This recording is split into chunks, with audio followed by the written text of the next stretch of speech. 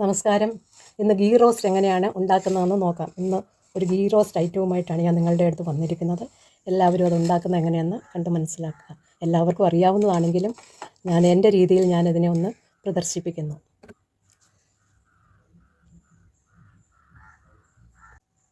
ഇത് നെയ് റോസ്റ്റിന് അരച്ച് വെച്ചതായിട്ടുള്ള മാവാണ്. ഞാനത് കഴിഞ്ഞ രാത്രി അരച്ച് വെച്ചതാണ്. ഇത് എങ്ങനെയുണ്ടെന്ന് നോക്കാം. പുളിച്ച് പൊങ്ങിയിട്ടുണ്ട് നന്നായിട്ട്. ഇനി ആവശ്യത്തിന് ഇതിലേക്ക് ഉപ്പിടുന്നു. ഇത് നന്നായിട്ടൊന്ന് ഇളക്കി യോജിപ്പിക്കാം. ഇത് 3 കപ്പ് അരിയും 1 കപ്പ് ഉഴുന്നും ചേർത്തതാണ്. 1/2 ടീസ്പൂൺ ഉലുവായും ചേർത്തിട്ടുണ്ട്. അല്ലാതെ ഇതിലൊന്നും ചേർത്തിട്ടില്ല. ചോറ് അരയ്ക്കുകയോ ഒന്നും വേണ്ട, കപ്പി കാച്ചി കുറുക്കുകയോ ഒന്നും ചേർക്കണ്ട. നെയ് റോസ്റ്റിന് ക്രിസ്പി കിട്ടണമെങ്കിൽ ഇതൊന്നും ചേർത്താലൊക്കത്തില്ല. പ്ലെയിനായിട്ട് അങ്ങ് അരച്ചാൽ മാത്രം മതി. ഇതിലേക്ക് കുറച്ച് വെള്ളം കൂടി ചേർക്കുന്നു. അത് മാവ് ഒത്തിരി കുറുകിയതാണ്, അതുകൊണ്ട് കുറച്ച് വെള്ളം കൂടി ചേർക്കുന്നു. സ്വല്പം അയവിൽ തന്നെ ഇതിനെ എടുക്കണം. ഇഡ്ഡലി മാവിനെക്കാട്ടിലും ദോശമാവിൻ്റെ അയവിൽ തന്നെ ഇതിനെ വെള്ളം ചേർത്ത് യോജിപ്പിച്ച് ഇങ്ങനെ എടുക്കണം. ഒരു ദോശക്കല്ല് അടുപ്പത്ത് വെച്ച് അത് നന്നായിട്ട് ചൂടാക്കുക. എന്നിട്ട് അതിൻ്റെ ചൂടൊന്ന് ക്രമീകരിക്കാൻ വേണ്ടി സ്വല്പം വെള്ളം അതിൻ്റെ മുകളിൽ തളിച്ച് കൊടുക്കുക.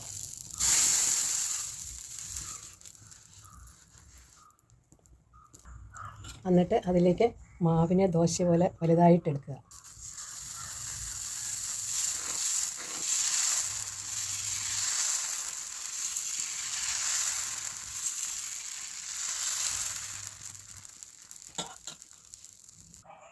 ദോശയുടെ മുകൾ വശം ഒന്ന് വെന്ത് വാടി കഴിയുമ്പോൾ അതിലേക്ക് നെയ്യ് ഒഴിച്ചു കൊടുക്കുക.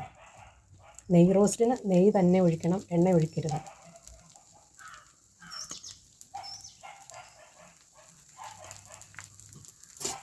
എന്നിട്ട് അതിൻ്റെ മുകൾ വശം പൊങ്ങിയിരിക്കുന്നതൊക്കെ ഇങ്ങനെ തേച്ച് കൊടുക്കുക. വേകുന്നതിന് മുമ്പ് തേച്ചാൽ മുഴുവൻ ചട്ടുകത്തെ പറ്റും. അതുകൊണ്ട് ഒന്ന് സെറ്റായ ശേഷം ഇങ്ങനെ ചെയ്യുക. പൊങ്ങിയിരിക്കുന്നതെല്ലാം ഒന്ന് അമക്കി കൊടുക്കുക. ഇപ്പോൾ തീ കിടക്കുന്നത് മീഡിയം ഫ്ലെയിമേലാണ്.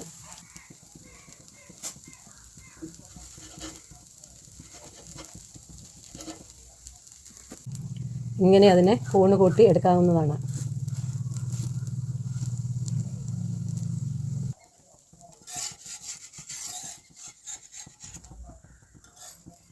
ഇനി ഇതിനെ ഒന്ന് റോൾ ചെയ്ത് എടുക്കാം.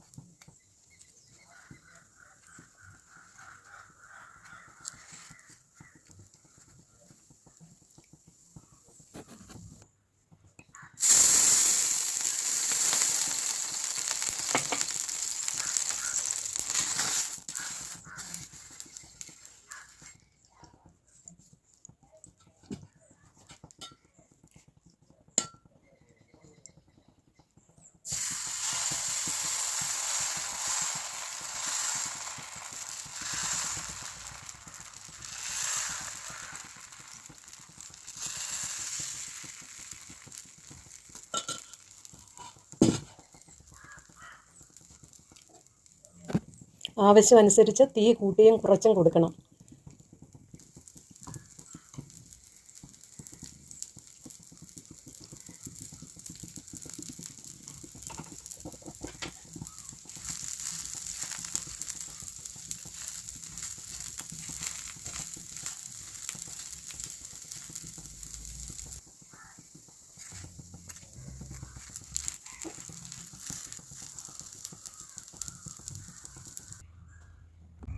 Okay, thank you for watching my video.